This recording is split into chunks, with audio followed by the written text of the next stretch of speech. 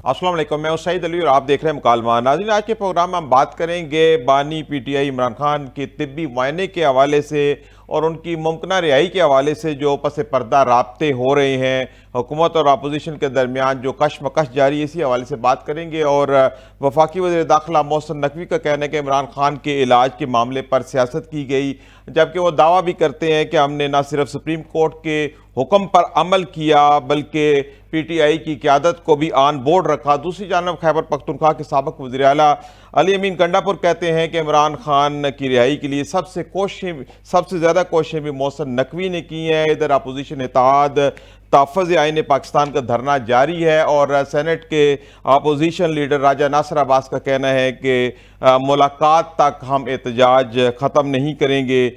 इसी हवाले से हम तफसीली बातचीत करेंगे। मुझे मुकालमा में ज्वाइन किया कादर मंदोखेल साहब ने। आप सीनियर रहनुमा हैं पाकिस्तान पीपल्स पार्टी के। फ़राह खान साहबा भी हमें ज्वाइन कर रही हैं पेशावर से। आप का ताल्लुक मुस्लिम लीग नून से हैं, आप मेंबर हैं केपी असम्बली के। और उसामा हमजा साहब भी हमें ज्वाइन कर रहे हैं, आप भी मेंबर हैं कौमी असम्बली के, आपका ताल्लुक है पाकिस्तान तहरीक इंसाफ से। कादर मंदोखेल साहब, आपसे शुरू करते हैं। ये क्या मामला चल रहा है पस पर्दा, क्या मामला चल रहे हैं? ये जो एक तकाजा किया गया था इमरान खान के तिब्बी मुआयने का, मुआयना भी हो गया, उसकी रिपोर्ट भी सामने आ गई, तो इस हवाले से कहा जा रहा है कि इसको सियासत बनाया गया, सियासी रंग दिया गया, जिस तरह वफाकी वज़ीर दाखिला मोहसिन नकवी साहब के हवाले से बात है। तो आप क्या समझते हैं कि एक सेहत के मामले को सियासी रंग देना जायज़ है? अलवी साहब, यकीनन जायज़ नहीं है, इसमें कोई शक नहीं है, मगर ये सारी बातों का ज़मीन आसमान का फ़र्क क्यों है? यानी एक वकील जाता है कि सलमान सफदर साहब हमारे पेटी भाई है, वो जेल जाता है 3-3.5 घंटे मुलाकात करने के बाद वो जब जेल से बाहर आता है तो मीडिया आप लोगों को जवाब देता है कि खान साहब सेहतमंद है, फर्स्ट क्लास है। ठीक है। और 1 घंटे के बाद उसका बयान बदल जाता है कि मैं रिपोर्ट में बताऊंगा, और फिर रिपोर्ट में वो न डॉक्टर बनता है बल्कि हाई स्पेशलिस्ट बनता है और परसेंटेज भी बता देता है हाथ लगा के, अंकों को चेक करके। और इस तरह से वो परसेंटेज भी 15% बता रहा है। तो ऐसा तो कभी वकील को नहीं पता होता है कि वो क्या है, बल्कि आम डॉक्टर को नहीं पता है जब तक हाई स्पेशलिस्ट ना हो। ठीक है। उसके बाद अगले दिन जब अल शिफा के अस्पताल के डॉक्टर जाते हैं तो वो कहते हैं भाई वो हो गया, फर्स्ट क्लास हो गया, 15% या बढ़ के 70% होगी उसकी बिनाई। तो इन बातों पे थोड़ी सी शक हो जाती है। थोड़ा सा आप ज़हन में नवाज शरीफ साहब की बीमारी का स्टोरी सामने रख लें। कभी आप और हमने सुना भी तब नहीं था प्लेटलेट्स क्या होता है, फिर वो इतने खतरनाक हो जाते हैं प्लेटलेट्स, जो हम और आपने पहली मर्तबा उस बीमारी का नाम सुना है। और फिर जाके काबीना में शरीफ मजारी साहबा जो ना वो रो पड़ती है, जल्दी करो अल्लाह के वास्ते नवाज शरीफ साहब को बचा दो। और इमरान खान साहब का काबीना उसकी परमिशन देते हैं, और जैसे वो जहाज में चढ़ते हैं तो इमरान खान साहब का बयान आ जाता है कि भाई ये तो अट्ठा कटा है, हमें धोखा हो गया। और फिर फैसल वाडा साहब बताते हैं कि भाई वो तो रिपोर्टें हमने घर पे बनाई थी। तो मुझे तो फिल्म वही लग रहा है, स्क्रिप्ट वही लग रहा है, बस सिर्फ थोड़ा सा आप अदाकार में नहीं कहूंगा, हीरो अलग अलग है। कि जब उनकी डील चल रही है, अब आप बोलेंगे कि ये सारी बातें आप मेडिकल रिपोर्टों पे क्यों करें? नहीं, आप याद रखिए अलीमा बीबी ने बयान दिया था आज से चंद महीने पहले कि आपको इमरान खान से क्या चाहिए, क्या लिख के दे दे, उनकी जान छोड़ो। सही। उससे पहले जबकि आजम स्वाति साहब ने कुरान सर पे हाथ रख के मैं फलां के पास गया था कि खुदा का वास्ता उसको कर दो, उसको भी एक तरफ रखिए, हुकूमत का देख रहे हैं। उज़ैफर रहमान इनका स्टेट मिनिस्टर है, अभी महीना डेढ़ पहले मेरे साथ एक चैनल पे बैठे हुए थे और बल्कि 2-3 मरतबा उसने बात रिपीट की है कि हमने इमरान खान साहब को जेल में ऑफर किए कि आपको मिडिल ईस्ट भेज देते हैं। उन्होंने ये कहा नहीं जी, मुझे आप यूरोप या अमेरिका भेज दें। फिर जब वो एंकर ने सवाल किया कि आप कैसे, आप सबूत क्या इन बातों का, कह रहे हमारे पास ऑडियो टेप है, आपको पता है, सबको पता है कि जेल के अंदर टेपिंग तो होती है, तो ऑडियो टेप है। तो इन सारी चीजों को लेके मैं उसी नतीजे पे पूछूं कि ये मुका का नाम दूं, डील का नाम दूं, या माइनस इमरान खान का नाम दूं। फिल्म वही है जो नवाज शरीफ साहब के वक्त पे चली थी, वही रिपीट हो रही है। जी ठीक है, आगे बढ़ते हैं फराह खान साहबा की तरफ से। फराह खान साहब, आप क्या समझती हैं कि ये जो मेडिकल बोर्ड तश्कील दिया गया, क्या ये वाकई शफाफ था? फिर इसके ऊपर जो बहस मुबासा चल रही है, आप इसको किस नजर से देखते हैं? बिस्मिल्लाहिर्रहमानिर्रहीम, thank you so very much. देखिए जी, नवाज शरीफ साहब के केस का कंपैरिजन इमरान खान के साथ हो ही नहीं सकता है। नवाज शरीफ साहब का केस पनामा से शुरू हुआ, वहां से शुरू हुआ जहां उनका नाम ही नहीं था और बानी पीटीआई का नाम था। बानी पीटीआई साहब को छोड़ दी गया और फिर चूंकि उनसे वजारत उज़्मा लेनी थी तो इसलिए उनको नाअहल कर दिया गया, वो भी ताहयात। फिर उसके बाद केसेस बनते हैं, रेफरेंसेस दायर होते हैं, कैदोबंद की सऊबतें बर्दाश्त करते हैं मियां नवाज शरीफ साहब। फिर जब बेगम साहिबा बीमार होती हैं तो उनका मजाक उड़ाया जाता है और फिर हमारी तरफ से स्टेटमेंट आई मियां साहब की तरफ से कि इस मुल्क में आपको अपनी बीमारी साबित करने के लिए मरना पड़ता है। बाप के सामने बेटी को गिरफ्तार किया जाता है, बेटी को किस हाल में जेल में रखा जाता है, नवाज शरीफ साहब को किस हाल में जेल में रखा जाता है। हम भी सियासी वर्कर हैं, हमारी भी लीडरशिप जो है वो जेलों में थी। क्या आपने सुना कि इवन उनकी रहाई के बाद वो भी जो बानी पीटीआई है वो और उनकी काबीना ने अप्रूवल दिया, 5 बोर्ड्स बैठे, फिर जब वो गए और डॉक्टर अदनान की रसाई भी उसके बाद होती है। आपने कहीं ये सुना कि हमने कहीं इंतशार किया है? आपने ये सुना कि हम जेलों के आगे बैठे हुए हैं? आपने ये कहीं सुना कि हमें कोई इंस्ट्रक्शंस आई हैं यहाँ पाकिस्तान और उस पर हमने धमाल मचाया हो? अब आ जाइए इमरान खान साहब के केस की तरफ। इमरान खान साहब जब से जेल में है और 13 सालों से इनकी हुकूमत खैबर पख्तूनख्वा में है, बहाना चाहिए होता है इनको, चाहे ये खुद वफाक में हो चाहे मुस्लिम लीग वफाक में हो, इनको बहाना चाहिए होता है। चूंकि इन्होंने हमेशा से विक्टिम कार्ड खेलना होता है, इन्होंने लोगों की आंखों में जो है सुरमा लगाना होता है, क्योंकि काम तो इनसे कोई होता नहीं है। मुझे बताइए, जब वजीराबाद में इन्हें गोलियां लगी, उछल रहे थे, फिर बाद में प्रूफ हुआ कभी एक टांग पे प्लास्टर, कभी दूसरे टांग पे प्लास्टर, उसके बाद आप आइए कहा कि मुझे जहर दिया जा रहा है।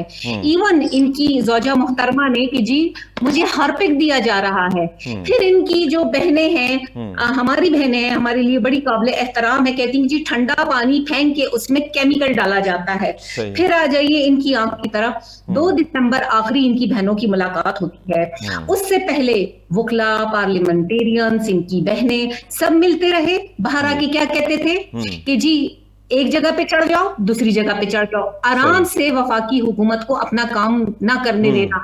मैं आपसे ये सवाल पूछती हूँ, किसी एक इंसान ने भी बाहर आके ये कहा है कि उन्हें कोई तकलीफ है? नहीं कहा।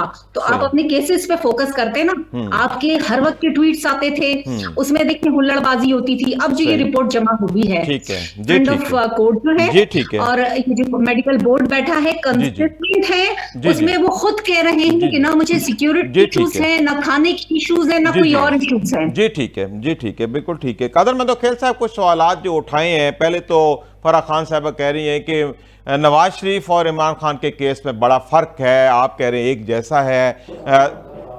जी जी जी जी, हेलो उसामा जी अलवी साहब, आवाज आ रही है? जी जी। तो मैं ये आपसे पूछ रहा था कि आप कहते केस एक है लेकिन फराह खान साहब कहती हैं केस में फर्क है, तो क्या फर्क है? नहीं, वो फराह खान साहबा ने उनकी जो केस था अदालत में, वो कि मैं बीमारी की बात कर रहा हूँ। क्या नवाज शरीफ साहब के केस में मेडिकल जो पेपर खुद फैसल वाडा साहब ने बताया कि हमने घर में बनाया, क्या उनको काबीना में पेश करके प्लेटलेट्स गिर गए, खुदा न खास्ता नवाज शरीफ साहब की जान को खतरा है, ये बात नहीं आई? क्या काबीना में शरीफ मजारी साहबा रो नहीं गई है? क्या फिर इमरान खान साहब की काबीना ने उसको इजाजत नहीं दी है? यही मैं कहूंगा कि ये मुकमुका है। अगर एक रिपोर्ट आ जाए जो हुकूमत या किसी और की हिदायत पे डॉक्टर दे दे या वकील ही दे दे, आजकल तो वकील भी डॉक्टर बने हुए, सलमान सफदर साहब भी डॉक्टर बन गए, वो भी रिपोर्टें देते हैं। तो मैं ये समझ रहा हूँ कि अगर एक रिपोर्ट आ जाए कि इमरान खान साहब की आंख को खतरा है और उनका पाकिस्तान में इलाज नहीं है, तो सुप्रीम कोर्ट कहेगी कि भाई देखिए हमारे पास कोई रास्ता नहीं है, जारी बात है, हमने इंसाफ देना है, इमरान खान साहब को बाहर भेज दे। पीटीआई बोलेगे हम तो नहीं जाना चाहते, लेकिन चूंकि इमरान खान साहब की मजबूरी है, जिंदगी का सवाल है, ये कहेगी कि ये तो हमारी मर्जी थोड़ी है, सुप्रीम कोर्ट ने हिदायत दी है, तो सबको एक फेस सेविंग मिल जाएगा। इसी वजह से मैं कहता हूँ फिल्म वही है नवाज शरीफ साहब। जी ठीक है, बिल्कुल ठीक है, जी बिल्कुल ठीक है। अच्छा उसामा हमजा साहब, आपने भी ज्वाइन किया है खुशामदीद प्रोग्राम में, आपको मेरी आवाज आ रही है? जी उसामा हमजा साहब, यहाँ पे अभी जी जी, उसामा हमजा साहबा, अभी यहाँ पे प्रोग्राम में बातचीत हो रही है इमरान खान के जो मेडिकल बोर्ड बना है उनके रिपोर्ट के हवाले से, तो आप क्या समझते हैं कि वाकई ही ये जो मेडिकल रिपोर्ट है इसको शफाफ अंदाज में पेश किया गया है? अस्सलाम वालेकुम। जी वालेकुम। अली साहब, पहले तो मैं जरा वजाहत कर दूं, आप शायद पठान तो नहीं है कहीं, आप साहब को साहिबा कहते जा रहे हैं। मैं नहीं। तो उसामा हूँ। अच्छा, उसामा साहब, सॉरी। क्या बात है, अगर साहिबा बन जाए तो पठानों को मजा क्यों तीन उड़ाते मरतबा रिपीट की है। जी जी। आप तो बताया ना, ये कौमियत वाली बात के लिसानियत वाली बात कहाँ से आ गई है?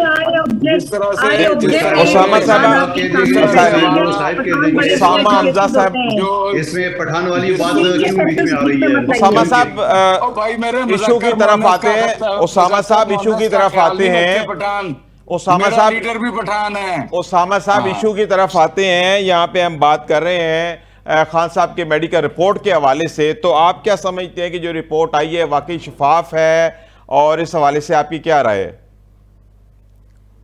हमारी पार्टी का ये मौकफ है और यही होना चाहिए। डॉक्टर फैसल सुल्तान, अल शिफा हॉस्पिटल और ऐसे गैर जानिबदार अफराद जो किसी पॉलिटिकल इन्फ्लुएंस में ना हो। सही। देखिए, आपका सिस्टम तो इस वक्त ऐसा बन चुका है, हमारे तो सुप्रीम कोर्ट और हाई कोर्ट के जजेस पनाह मांगते हैं, वो अपने लिए पनाहें ढूंढते हैं। डॉक्टर बेचारे के पास कौन सी अथॉरिटी है? देखें, खान एक मिल्लत का असासा है। उसने अपनी 85% बिनाई गंवा के, उसको कहते सिर्फ इस वक्त रोशनी नजर आ रही है, सिर्फ उस आंख में से, दाई आंख में से रोशनी नजर आ रही है। हम तो अपनी इस धरती के लिए, अपने नजरिए के लिए अपनी जानें तक कुर्बान करने के लिए तैयार हैं। सही। खुदा के लिए समझें, पॉइंट्स को रिट न करें। क्या तो बंदो खेल भाई और मेरी फरा बहन, बात ये है, आप अगर देखें, माजी को देखें, मेरे वालिद हमजा 8-9 दफा मेंबर रहे हैं असेंबलियों के। ठीक है। तो उनकी भी विट्रेस हेमरेज हुई थी भट्टो की जेल में 70s में। उनको भी तशद्दुद हुआ था, उनकी रीढ़ की हड्डी मुतासर हुई थी। सारी उम्र मेरे वालिद वो हार्ट बेड पे या जमीन पे सोते रहे। उसके बाद सही। देखो, मलक कासिम अल्लाह को प्यारे हो गए, उनकी रीढ़ की हड्डी पे जरबात लगी थी, शदीद तशद्दुद। मियां तुफैल मोहम्मद के साथ क्या हुआ था? आप मौलवी गफूर तशद्दुद की ताब ना लाके वो चल बसा था। ये एक पुरानी हिस्ट्री है। पॉलिटिकल वर्कर्स जो हैं ये इस मुल्क का सासा हैं, वो किसी पार्टी के नहीं है। बिल्कुल सही कह रहे हैं कि they have some ideas। सही। आम बंदा तो अपने पेट के चक्कर में फिर रहा है। हमारा लीडर वो एक हीरो है। एक हीरो के साथ 5 माह से, पिछले 4 माह से ना किसी वकील तक रसाई, ना उसकी फैमिली तक रसाई, ना उसको किसी डॉक्टर तक रसाई। देखें, ये तारीख इस बात को जज करेगी कि क्या होता रहा है। सही। मियां मेरे वालिद खुद नवाज शरीफ के साथ ने, वो बताते थे मुझे 60-60, 70-70 बंदे रोज मिलते थे, कितनी किस्म के खाने खाते थे वो तो इमरान खान ने अमेरिका में कह दिया कि मैं एसी बंद करा देता हूं, एसी तो उसके 2 चलते रहे हैं। सही। वो तो लग्जरी होटल वाली लाइफ। और मुख्ताबर बीबी के ट्वीट ने जो पहले छुपी हुई बातें नहीं थी, पहले भी हम सब कुछ पता था। जरदारी साहब की जेल कैसी काटी उन्होंने। सही। इतनी ना बढ़ाओ तो बाकी है दामा की हकायत। सही। दामन को करा देख, बंदे कबा देख। सही। मैं इन सबको जानता हूँ, बीच से जानता हूँ। सही। मैं राना सनाउल्लाह साहब को, जब वो, मुझे पता है कि जब उनके ऊपर तशद्दुद हुआ था मुशर्रफ के दौर में, उनकी हमें मूड़ दी गई थी, मूछें मूड़ दी गई थी, सर के बाल मूड़ दिए गए थे, कमर पे तशद्दुद के निशानात थे। लेकिन एक बात, उसके साथ ज्यादती हुई थी। मेरे वालिद को आके वो दिखाते थे कमर। मैंने राना साहब को, सनाउल्लाह भाई देखें, ये खुदा के लिए सिलसिले को खत्म होना चाहिए। जी बिल्कुल, आप सही कहते हैं कि बिल्कुल ये जो सियासी इंतकाम है ये नहीं होना चाहिए। असेंबली तक रसाई नहीं होती। जी ठीक है, जी ठीक है। परसों मैं गया हूँ, मैं 10 नाकों पर लड़ झगड़ के गया हूँ। सही। सही। फिर मेरा वहां पे मैं 4 घंटे बैठा हूँ, मेरा एक चचा फौत हो गए थे। सही। मैंने जो ड्यूटी पे मौजूद थे, जी ठीक जब है, उनसे कहा कि जी ठीक है, आते हैं दोबारा आपकी तरफ, दोबारा उन्होंने कहा कोई इजाजत नहीं। उसामा साहब आपका पॉइंट आ गया, आते हैं दोबारा आपकी तरफ। कादर मंदोखेज साहब, ये जिन जुल्म और ज़्यादतियों का जिक्र कर रहे हैं कि सियासी शख्सियात के ऊपर वक्तन फ़ौक्तन इस तरह के जो वाक़यात होते हैं, क्या हमारी सियासत के अंदर ये जो एक रीत रवायत बन गई है कि जो भी अपोजिशन में आएगा तो उसको कैदोबंद की हमेशा कैदोबंद का सामना करना पड़ता है, हमेशा वो उनको तशद्दुद का सामना करना पड़ता है? ये कब तक हमारे मुल्क के अंदर जो भी अपोजिशन में आते हैं उनको इस तरह के मामलात का सामना करना पड़ता रहेगा? देखिए, ये बड़ा आसान सा सवाल है और उसका जवाब भी बड़ा आसान सा है। ठीक है। जब पीटीआई जो है ना अदालतों के बजाय हुकूमत से एनआरओ मांगने के लिए मीटिंगें करती है या एम्पायर की उंगली जो है ना ढूंढ लेती है, तो ऐसी सूरत में तो नहीं होगा। कानून बड़ा वाजिया है इंसदाद दहशतगर्दी का 1997 का, उसमें यह कहा गया कि 1 हफ्ते के अंदर केस का डिस्पोजल हो। तो ये पीटीआई की वकला जो है ना ये टॉक शो में क्या कर रहे हैं, जाए ना अदालतों में केस लड़े, और फिर ऑलरेडी इनकी अपीलें चल रही है, उन्हीं के ऊपर जो है ना वो जोर देना चाहिए उनको, बजाय हुकूमत से एनआरओ मांगने के लिए। और बल्कि मैं तो कहता हूँ कि अभी तो वही नवाज शरीफ साहब वाली फिल्म जो है ना वो दोहरा रही है, स्क्रिप्ट वही है और सिर्फ जो हीरो है वो अलग अलग है। सही, बिल्कुल ठीक है। अच्छा फराह खान साहब, आप क्या समझते हैं कि कोई इस वक्त अपोजिशन के साथ मुज़ाकरात की गुंजाइश बन गई है, कोई बर्फ पिघल गई है? और ख़ास तौर पे इस हवाले से मोहसिन नकवी साहब का भी नाम आ रहा है कि उनका भी कोई किरदार है मुज़ाकरात के हवाले से, आप क्या कहते हैं? मैं ये आपसे पूछना चाह रहा हूँ कि कहीं किसी तरफ कोई मुज़ाकरात के हवाले से बातचीत चल रही है अपोजिशन के साथ, क्या चल रहा है? मोहसिन नकवी साहब के भी नाम लिया जा रहा है कि मुज़ाकरात के हवाले से उनका कोई किरदार है। बिल्कुल, मैं जरा अपने भाई को रिस्पॉन्ड करना चाहूंगी। देखें, अगर हमारे ये टॉक शोज या हमारे जो ओपिनियंस हैं या अपनी पार्टी पॉलिसीज हैं, ये बड़ी स्ट्रेट होनी चाहिए, प्रोफेशनल होनी चाहिए। इन्होंने स्टार्ट ही ऐसे किया कि क्या आप पठान तो नहीं है भैया? आपके जो बानी पीटीआई हैं वो भी अपने आप को पठान कहते हैं। पिछले 13 सालों से जहां आपकी हुकूमत है वो भी पठानों की धरती है, और आज भी आप पठानों का इस्तेहसाल कर रहे हैं। तो प्लीज जरा सोच लिया करें कि आप फरमा क्या रहे हैं, क्योंकि मुझे बिल्कुल भी टॉक शोज में उलझने का शौक नहीं है। मैं टू दी पॉइंट और प्रोफेशनल बात करती हूँ, बजाय इसके ये जवाब दें कि खैबर पख्तूनख्वा में जो ये रोडों की बंदिश हुई है 4 साल, और उसका आज फैसला भी आया है पेशावर हाई कोर्ट का, ये इन्होंने क्या समझ के ये रोडें बंद की थी? ये कोई बनाना रिपब्लिक है? इन्हें ये 4.5 करोड़ अवाम जो है वो इंसान नहीं लगे? ये इनके गुलाम है? ये भेड़ बकरियां थी कि जब चाहे जहां से चाहे रोड बंद कर लें, इनकी नकलो हरकत बंद कर लें? भैया, आपने इकोनॉमी को कितना नुकसान दिया है ये तो अभी एनालिसिस होना बाकी है। और इसके अलग कितने लोगों ने जो है एम्बुलेंसेस में दम तोड़ दिया, कितने लोग इंटरव्यूज के लिए जा रहे होंगे, नौकरियों से रह गए होंगे, कितने तुलबा का इम्तिहान हो रहा होगा जिन्होंने साल भर मेहनत की होगी। आपको कोई एहसास है इस बात का? आपको एहसास है कि कारोबारी लोग जो हैं उनको कितना नुकसान हुआ होगा? या आपको इससे फुर्सत नहीं है कि जी नवाज शरीफ साहब को ये हो गया है, जरदारी साहब को ये हो गया है?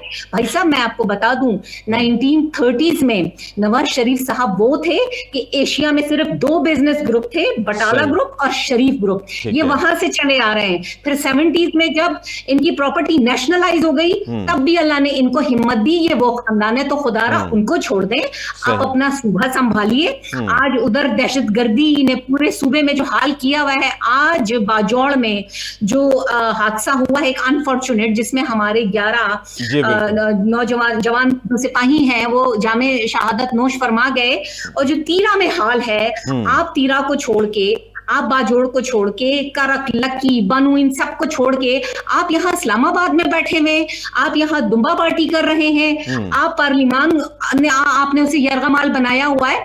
ऐसे नहीं चलेगा। सही, बिल्कुल ठीक है। पूछते हैं उसामा साहब से पूछते हैं, आप जवाब दे हैं, क्योंकि 13 सालों से आपने बात की मुज़ाकिरात की। मुज़ाकिरात इनके साथ हमने कितने दौर चलाए, सारी दुनिया ने देखा, बार बार दौर चलाए। जब आखिरी पॉइंट हम आते हैं तो ये यू टर्न करके चले जाते हैं। भैया, हम तो आपके लिए वर्किंग पेपर तैयार कर लेते हैं।